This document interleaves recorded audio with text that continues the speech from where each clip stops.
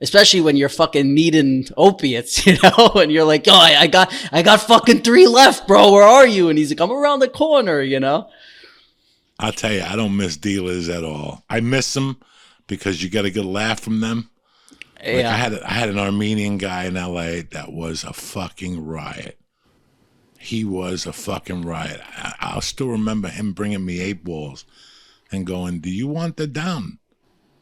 And I'm like, a down? What's a down? He goes, down. When you get coked out, you could go down. I go, yeah, what do you got? Valium or whatever? He goes, I don't know. Yeah. And he gave me like 4 pills. And I'm like, what are they? He goes, I don't know. My friend gave them to me. I give to you. I'm like, that's not good enough. Yeah. And he would say, they fuck you up, whatever. And then you still go on Pill Finder, on WebMD, and the pill would have no record in there. I'm like, what are you giving me? Where do you get they're from Armenia. What the fuck?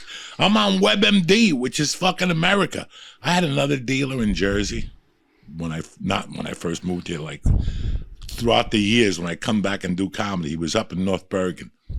And I still remember calling him, telling him I'm outside, him going, come to the side of the house. And I'm like, why? And he would lower the coke on a little fucking glass boat down the window.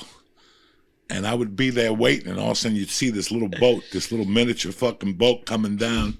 I'd take the coke out and I'd put the $50 in, and he'd fucking carry it back up to fucking, I mean, you can't write that shit. You can't write that shit. But that's drug dealers. I had a guy in LA that didn't have a phone number.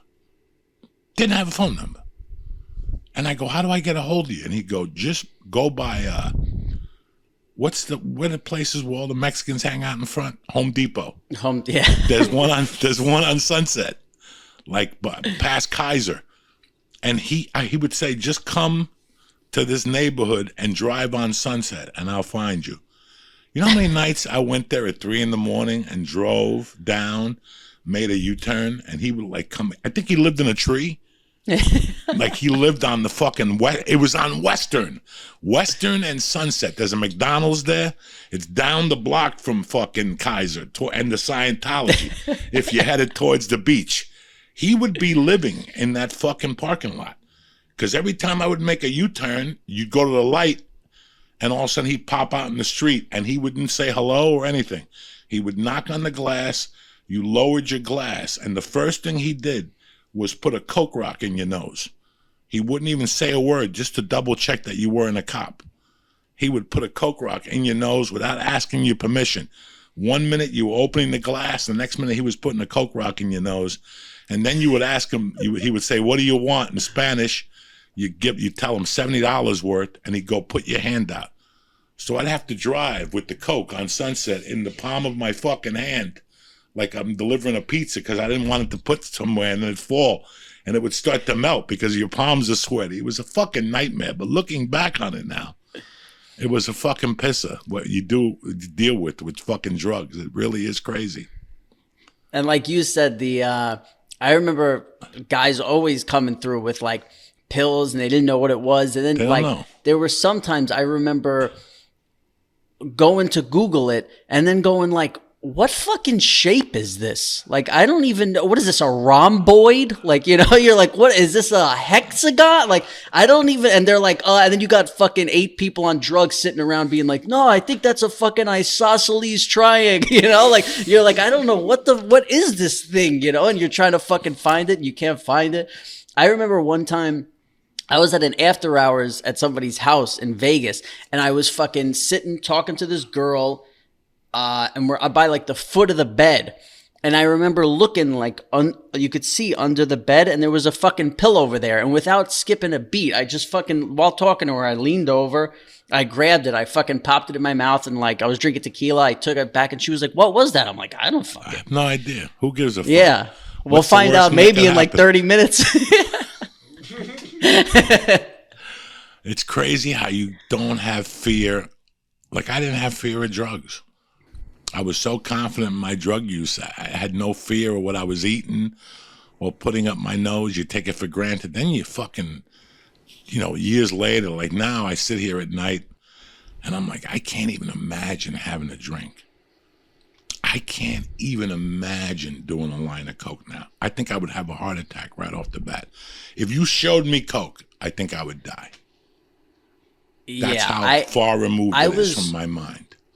I was always somebody who wasn't scared of drugs. The only thing I was scared of was edibles. That was the only shit that ever put me somewhere where I was like, I can't handle this. Like I fucking did acid out of fucking not even looking at how much it was. Fucking the first time I took shrooms, I took 7 grams. So every time after that, I would take 7 grams or more. And I was like 16 on my birthday. It was fucking, so every time I did, and they were fucking like blue caps too. I was on another fucking planet. My friend, this girl, threw up a match.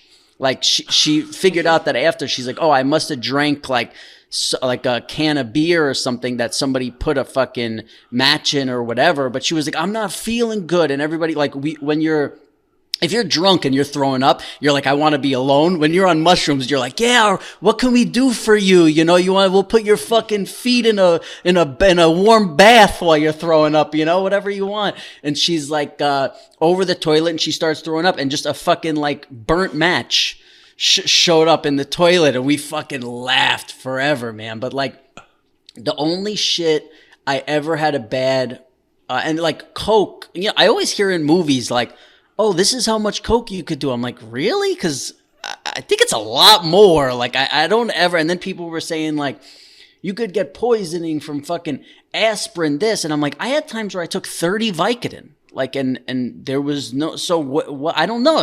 You hear the shit and you're like, okay, like, I guess it sounds right. But edibles and if I took one Valium, I was rocked. Like, Valium just didn't agree with me for some reason, but like anything else, the edibles for me would put me, it was the only time I was ever on drugs where I was like, I just want this to stop. Like, please, like, I need it to stop. I was never in my life on coke, ecstasy, this, where I was like, I want it to end, like, you know, like, please, like, I'll do anything, just make it go away, you know. There were hangovers where I felt that way, you know, where I was like, please, I can't handle this anymore, you know. I'm fucking puking up black stuff for fucking 3 days, you know. I can't eat anything, I can't drink anything. That was when I was like, I can't handle this, especially like when I went to Vegas for 2 weeks, and I stayed for like under 2 years. I think it was like 18 months, whatever it was. But like some of the nights partying there and just being alone and waking up alone, and you're in the fucking dry desert, and I had like floor to ceiling windows, and you'd fall asleep with the curtain open, and you'd wake up with the fucking 7 a.m. Vegas sun just blasting you in the face. You wake up, you're like, I'm not home. You get so fucking dry, and you're fucking throwing up, and you're like, this is the worst. I just hated, for some reason, being hungover in New York was easier for me than fucking Vegas. I don't know if it's the dry, if it's just from like the fucking strippers every night and being like, I don't know what, something about Vegas, those hangovers would just be vicious. Oh, that's the reason why I quit, because I cannot deal with fucking hangovers. That was it. I couldn't deal with hangovers, so that's why I stopped the drinking and the coking and the whole fucking thing. What day? How you feeling now? How am I feeling now? I'm feeling good now. I've been here 11 months now, and I finally started feeling good about 3 or 4 weeks ago. You know, I did a bunch of tests to see what was going on, blood tests, and it was basically the withdrawals from Xanax when I started tapering again, and then everything came back. I'm okay. I feel a lot better. I feel a lot fucking better. I take care of myself. I've been sleeping well. I've been eating good. You know, I've been working out like a fucking lunatic. And just being a dad. And that's been great lately. It agrees a lot with me. So maybe it's time for you to get married and have some kids, Mr. Iler. I don't know. I think I'm fucking too selfish with my time. Like I remember like I was watching like the NBA finals or whatever, and I called one of my buddies who we used to talk about basketball all the time. I'm like, did you see that fucking game or whatever? And he started laughing. And I'm like, well, he's like, I have two daughters. One is 8, one is 4, whatever. He's like, do you know the last time I watched what I wanted to watch on TV was? He's like, unless they're sleeping, and then I just want to go to bed. He's like, if I'm watching TV in the living room, they come out of the living room, they jump on me. Oh, I want fucking Peppa Pig, whatever kids are watching. And then he's like, so I'll put it on. As soon as I think I could slip away, I go in the other room and start watching TV, and then they're in there in fucking 60 seconds, jumping on me, hopping on me. It's like they know. He's like, I don't, and he's like, once you go through 3 weeks of that, the first 3 weeks, he goes, I just gave up. He's like, now I just sit there and all I watch is cartoons and I do this and I don't, Jamie, she talks about it on the podcast, but she was dealing with stuff and again, like you talked about, it was definitely from her son was 2 years old in LA and they didn't leave the house for fucking months because of COVID and there was no school and there was this. So, she was dealing with him that they're like, oh, you have fucking, is it this? She had to go see doctor with the kid. Is it sensory issues? Is it that? And what's funny is like, none of the doctors were like, yeah, it's fucking being locked up in a house for fucking 6 months when you're at the craziest time of growing in your life. You're fucking 2 years old. Everything you see is supposed to be new. He's like, he's the only 2-year-old who's like sick of what he's looking at, like he's walking around the house. He's like, yeah, I know, like mom's here, fucking dad's here, the dog's here, whatever. So they went to Austin, but it made me think of like, I don't know if I want kids if everything turns out perfect. God forbid I fucking have a problem with the chick or the kid has issues and this and now that becomes my life. And I'm like, man, I fucking love my time, man, my free time. But I don't know, maybe I'll meet the right girl and that'll go away. I don't know. It was always a pleasure, man. It's always a pleasure to see you. Always a pleasure to talk to you. When we text and stuff at night, it's always great. Thank you for making time for me this week, buddy. That was a great fucking podcast. I love all that shit. I love drug anytime, talk. Man. I'm like, with you, Christina P is the same way. Like when you guys ask me about the podcast and you're like, oh, thank you. And this, I'm like, thank you. I fucking love doing it. And I don't know if it's like, because I watched so much of your podcast before we met or because of like the East Coast vibe or what it is, but it's like, we only hung out a couple of times in person and I feel like I've known you forever.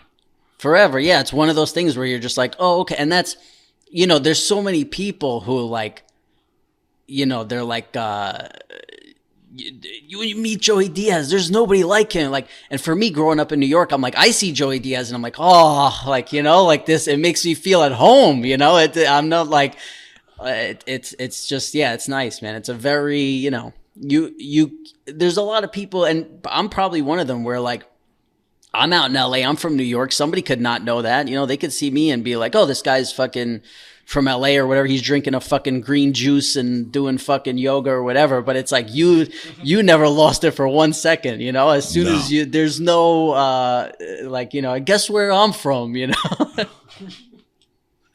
I love it. I made sure that I didn't lose it. I made sure. I talked to my friends. I kept that New York state of mind, and I fucking, I'm like you. I'm a New Yorker, man. You can't take that away from anybody. I moved to Jersey in 73, but for those first 7 years, I lived in fucking Manhattan on 88th Street, so we got the fucking juice, and I used to run in Harlem, so you know how we do it, man. But it's always a pleasure. Keep me posted and stay in touch. I love you with all my heart. Yeah, man. Love you too. It was great to see you. Thanks for having me on. Abso-fucking-lutely, and we'll talk next week, all right, buddy? All right. Thank you for always keeping in touch with me. Love you, my man. Love you, man. Later. Stay black.